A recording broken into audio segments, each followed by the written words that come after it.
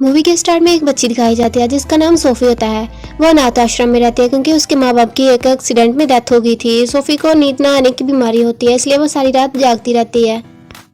इसलिए वो सारी रात अनाथ आश्रम में फिरती रहती थी। बाकी बच्चों की तरह उसका भी एक डर था कि एक बाबा जी हैं जो बच्चों को उठा के ले जाते हैं और फिर उसे खा जाते हैं। जब सब सो रहे होते हैं तो उसे नींद नहीं आती। उसे बाहर विंडो के पास बिल्लियों की आवाजें सुनाई देती हैं। वो जब बालकनी में जाती है तो देखती है कि कुछ बिल्लियों ने बाहर डस्टबिन गिरा दिया है। फिर क्या देखती है कि एक जायंट के हाथ ने डस्टबिन को उठाकर उसी की जगह पर दोबारा रख दिया है। उसके बाद बिल्डिंग के पीछे एक बहुत बड़ा जायंट बाहर आता है। सोफिया उस जायंट को देख चुकी थी। उस जायंट ने भी सोफिया को देख लिया था, इसलिए सोफिया डर जाती है और जल्दी से अपने बिस्तर पर जाकर छुप जाती है। लेकिन वो जायंट विंडो से अपना हाथ आगे करके सोफिया को बिस्तर से उठा लेता है और अपने साथ ले जाता है। हम देखते हैं कि ये जायंट खुद को इंसानों के सामने आने से रोकता है, इसलिए जब भी कोई इंसान रास्ते में आता तो वो खुद को किसी न किसी तरह से छुपा लेता और फिर सबकी नजरों से बचते हुए वो वहां से चला जाता है और सोफिया को भी अपने साथ ले जाता है। वो सोफिया को अपनी दुनिया में ले आता है और ये दुनिया थी जायंट की दुनिया, यानी कि जहाँ सिर्फ और सिर्फ जायंट रहते थे, कोई इंसान नहीं रहता था। सोफी देखती है ये एक बहुत बड़ा घर है और वहाँ की हर एक चीज जायंट की तरह ही बड़ी थी। सोफिया वहां से भागने की कोशिश करती है, जिस पर जायंट उससे कहता है कि वो नोटिस करती है कि ये एक बूढ़ा जायंट है। इसके बाद वो जायंट सोफिया को एक टेंट पे रखता है और उससे कहता है मुझे बहुत ज्यादा भूख लग रही है, मुझसे कंट्रोल नहीं हो रहा। सोफी समझती है कि शायद ये मुझे खाने वाला है। वो वहां पर और भी जायंट के हंसने की आवाजें सुनती है, जिस पर सोफिया उससे पूछती है क्या यहाँ और भी जायंट्स रहते हैं। जिस पर वो बूढ़ा जायंट उसे कहता है कि हाँ, यहाँ पर और भी बहुत सारे जायंट्स हैं, लेकिन वो सारे कैनिबल है, यानी कि इंसानों को कच्चा खाने वाले। और जो भी इंसान उनके हाथ लग जाता है वो उन्हें कच्चा खा जाते हैं, इसलिए बाहर जाने का कभी ना सोचना, वरना तुम उनके हाथों मारी जाओगी। वो बूढ़ा जायंट उसे कहता है तुम डरो नहीं, मैं तुम्हें नहीं खाऊंगा, मैं सिर्फ वेजिटेबल खाता हूँ, जो टेस्ट में बहुत ही बुरी थी। वो उस बूढ़े जायंट से पूछती है कि अगर आप मुझे नहीं खाने वाले तो आप मुझे यहाँ क्यों लेके आए। जिस पर वो बूढ़ा जायंट उसे कहता है क्योंकि तुमने मुझे देख लिया था, इसलिए मैं तुम्हें अपने साथ लेके आया। अगर मैं तुम्हें अपने साथ ना लेके आता तो तुम दूसरों को मेरे बारे में बता देती, जिससे मेरी जान खतरे में पड़ सकती थी, जिससे इंसानों को हमारा पता चल जाता और वो यहाँ पे आ जाते और दूसरे जायंट्स को भी मार डालते।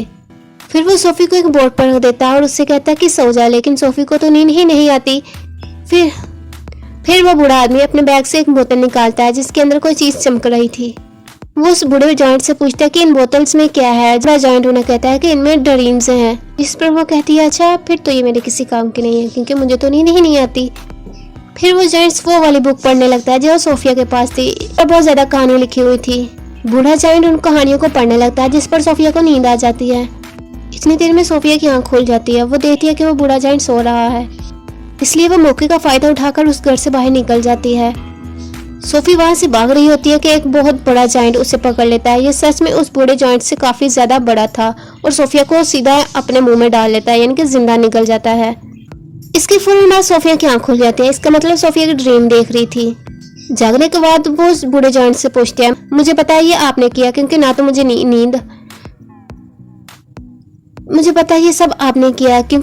नींद आती है और ना ही मुझे ड्रीम आते हैं। वो बूढ़ा जायंट सोफिया को समझाता है कि मैं यहाँ का सबसे छोटा जायंट हूँ, लेकिन जो मुझसे बड़े जायंट्स हैं वो बिल्कुल भी किसी पर तरस नहीं खाते, इसलिए तुम घर में ही रहो और बाहर जाने का कभी ना सोचना। अभी वो दोनों बातें ही कर रहे होते हैं कि एक बहुत बड़ा जायंट वहां आ जाता है। आते ही बूढ़े जायंट से पूछता है बताओ तुम किससे बातें कर रहे थे। बूढ़ा जायंट जवाब देता है नहीं तो मैं तो किसी से बातें नहीं कर रहा था। इसी दौरान सोफी भी कहीं पर छुप जाती है। उस बड़े जायंट के हाथ पर चोट लगी थी और वो यहाँ पर पट्टी करवाने आया था, और अब क्योंकि वो जायंट कैनिबल था इसलिए उसे वहां से इंसान की खुशबू आती है, इसलिए वो वहां पर पड़े हर एक चीज को देखने लगता है। तभी सोफी उस सब्जी के अंदर चली जाती है जो वो बूढ़ा आदमी खाता था। वो जायंट उस सब्जी को स्मेल करते हुए खाने ही वाला होता है कि वो बूढ़ा जायंट उसे कहता है रुको, तुम तो ये खाते ही नहीं हो क्योंकि तुम तो एक कैनिबल हो। वो ये सुनकर सब्जी को नीचे फेंक देता है और कहता है हाँ, मैं तो ये सब्जी नहीं खाता। फिर उस बूढ़े जायंट को कहीं पर जाना था और सोफी उससे पूछती है कि आप कहाँ पे जा रहे हो। वो जायंट उसे कहता है कि मैं एक जरूरी काम से जा रहा हूँ, लेकिन वो पूछती है कि कौन सा जरूरी काम, लेकिन वो बूढ़ा जायंट उसे नहीं बताता। फिर वो सोफी के जिद करने पर उसे बता ही देता है कि मैं ड्रीम्स को पकड़ने जा रहा हूँ, लेकिन सोफी कहती है नहीं, मैं भी आपके साथ जाऊंगी। इसलिए वो जिद करके बैठ जाती है और फिर उस बूढ़े जायंट को उसकी बात माननी पड़ती है। जब वो दोनों बाहर आते हैं तो क्या देखते हैं कि सारे जायंट बहुत गहरी नींद सो रहे हैं, इसलिए वो इनके दरमियान से गुजर के जाना चाहते थे। इतनी ही देर में एक जायंट की आंख खुल जाती है और वो उस बूढ़े जायंट को तंग करने लगते हैं और कहते हैं, बोने तुम कहाँ जा रहे हो? जिस पर वो कहता है, मैं तो अपने काम पे जा रहा हूँ। और वो कहते हैं, हम नहीं चाहते कि तुम यहाँ से कहीं बाहर जाओ। वो सारे जायंट उस बूढ़े जायंट को बहुत ज्यादा तंग करते हैं। तभी मौके का फायदा उठाकर सोफी एक गाड़ी में छुप जाती है। तभी बूढ़ा जायंट आसमान की तरफ इशारा करता है और कहता है, देखो बारिश आने वाली है। असल में उन सारे जायंट्स को पानी से डर लगता था क्योंकि उन्हें वाटर फोबिया था। तभी वहां पर बारिश होने लगती है और सारे जायंट उधर उधर भागने लगते हैं। तभी मौके का फायदा उठाकर वो जायंट और सोफिया वहां से निकल जाते हैं। चलते चलते वो बादलों से भी काफी आगे निकल जाते हैं। सोफी उन्हें कहती है, यहाँ से तो ये स्टार बहुत ही प्यारे लग रहे हैं। बूढ़ा जायंट उससे कहता है, मैं तो इनका साउंड भी सुन सकता हूँ।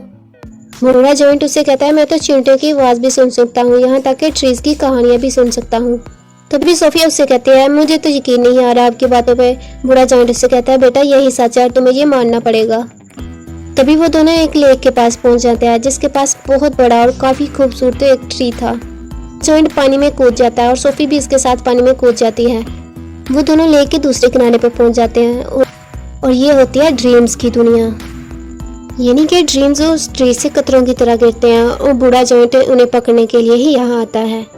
फिर वो बूढ़ा जायंट उससे अपनी दुख भरी कहानी सुनाने लगता है और उससे कहता है कि मुझे सब यहाँ बोना कहते हैं। वो ड्रीम्स लाकर लोगों को देता है ताकि चलो सोते हुए ही सही लोगों को खुशी तो दे सके। वो बूढ़ा जायंट उसे बताता है, जब से ये दुनिया बनी है तब से जायंट भी बने हैं, लेकिन जायंट इंसानों से छुप कर रहते हैं ताकि इंसान उन्हें मार ना सके।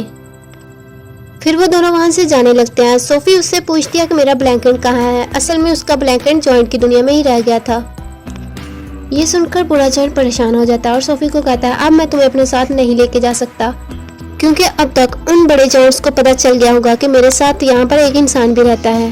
फिर उसे वो बूढ़ा जायंट बताता है कि बहुत साल पहले मुझे एक बच्चा मिला था, मैं उसे अपनी दुनिया में ले गया था और मेरे साथ ही रहता था, जो बहुत ही ज्यादा इनोसेंट और मासूम था। और ये जो तुमने जैकेट पहना है ये उसी मासूम बच्चे का है। इससे पहले कि मैं उसे उसकी दुनिया में वापस लेके आता बहुत देर हो चुकी थी। उन बड़े जायंट्स ने उसे मार दिया। मैं नहीं चाहता जो उसके साथ हुआ वो तुम्हारे साथ भी हो। तुम भी तो मेरी एक दोस्त ही हो ना। मैं नहीं चाहता तुम्हारे साथ भी वही हो जो मेरे एक दोस्त के साथ हुआ। इसलिए सोफी को वहीं पर छोड़कर जाने लगता है। सोफी उसके साथ जाने की जिद करती है लेकिन वो बूढ़ा जायंट उसकी बात नहीं मानता और उसे बालकनी में खड़ा करके खुद वहां से जाने लगता है। सोफी को पता होता है कि अगर मैं यहाँ से कूदूंगी तो बीएफजी मुझे बचा लेंगे, इसलिए वो बालकनी से कूद जाती है। और होता भी ऐसा है, जैसे वो कूदती है तो बीएफजी उसे पकड़ लेता है और ना चाहते हुए उसे सोफी की बात माननी पड़ती है और उसे जायंट की दुनिया में दोबारा वापस ले आता है, जहाँ पर बाकी सारे जायंट इन दोनों का इंतजार कर रहे थे क्योंकि उन सबको पता चल गया था इस बूढ़े जायंट के साथ कोई इंसान रहता है। और फिर वहाँ पर एक प्रिंसेस की तस्वीर देखती है। वो उसे कहती है कि ये प्रिंसेस हमारी मदद कर सकती है। ये सुनकर बीएफजी ऐसा ही करता है और वो जायंट्स की दुनिया में रहने वाले सारे जायंट्स का एक ड्रीम बनाता है और वो उस ड्रीम में खुद को और सोफी को भी डाल देता है और साथ साथ वो सिटी के बहुत सारे मिसिंग बच्चों को भी डाल देता है। फिर वो प्रिंसेस के घर जाकर वो ड्रीम प्रिंसेस की नींद में डाल देते हैं। फिर प्रिंसेस वो सब कुछ देख लेती है जो ये प्रिंसेस को दिखाना चाहते थे। फिर अपनी आंख खुल जाती है। वो बहुत ज्यादा डरी हुई होती है। फिर एक औरत आकर प्रिंसेस को बहुत सारे मिसिंग बच्चों को बताती है। प्रिंसेस ये देखकर परेशान हो जाती है क्योंकि उसने ख्वाब में भी बहुत सारे मिसिंग बच्चों को देखा था। तभी प्रिंसेस कहती है पर्दे हटाओ और पर्दे हटाते ही क्या देखती है कि सोफी वहां पर खड़ी थी। असल में ये चीज भी उन्होंने ड्रीम में डाल दी थी और उसमें बीएफजी को भी डाल दिया था। तब सोफी उन्हें बीएफजी के बारे में बताती है और साथ साथ वो प्रिंसेस से प्रॉमिस लेती है कि आप मुझसे वादा करें आप बीएफजी को कोई नुकसान नहीं पहुंचाएंगी। बीएफजी बड़ी तमीज से प्रिंसेस के सामने आता है। प्रिंसेस भी अपना वादा पूरा करती है। इसके बाद प्रिंसेस उनका अच्छे से वेलकम करती है, उन्हें एक बहुत अच्छी दावत देती है। फिर ये सारी बात प्रिंसेस को बता देते हैं। वो उन्हें बताते हैं कि जायंट्स की दुनिया में 9 बहुत बड़े जायंट्स हैं जो इंसानों को पकड़कर खा जाते हैं। प्रिंसेस इनकी हेल्प करने के लिए तैयार हो जाती है और अपनी एक बहुत बड़ी आर्मी टीम तैयार कर लेती है जो कि बीएफ की मदद से अपने अपने हेलीकॉप्टर में बैठकर चले जाते हैं। वो बूढ़ा जायंट एक ड्रीम बनाता है और जार में डाल देता है। फिर जार लेकर उन बड़े जायंट के पास पहुंचती है। जैसे वो जार तोड़ने वाली थी कि एक बहुत बड़ा जायंट उड़ जाता है और सोफी को देख लेता है। सोफी जल्दी से वो जार तोड़ देती है और जार के सारे ड्रीम्स उन बड़े जायंट्स के दिमाग में चले जाते हैं और जब वो जायंट जागते हैं तो उन्हें अपने पूरे काम पर शर्मिंदगी होती है। लेकिन जायंट का बड़ा लीडर जो अभी तक जाग रहा था, उसे अपने बुरे कामों पर जरा भी शर्मिंदगी नहीं होती। वो सोफी को पकड़ लेता है, लेकिन तभी BFG उस जायंट के सामने आ जाते हैं। दूसरी तरफ आर्मी वाले उन सारे जायंट्स को रस्सियों में जकड़ लेते हैं और उन्हें अपने साथ ले जाते हैं। उन्हें समंदर के बीचों बीच एक आइलैंड पर छोड़ देते हैं। और अब क्योंकि उन्हें पानी से डर लगता है, इसलिए वो वहां से भाग नहीं सकते।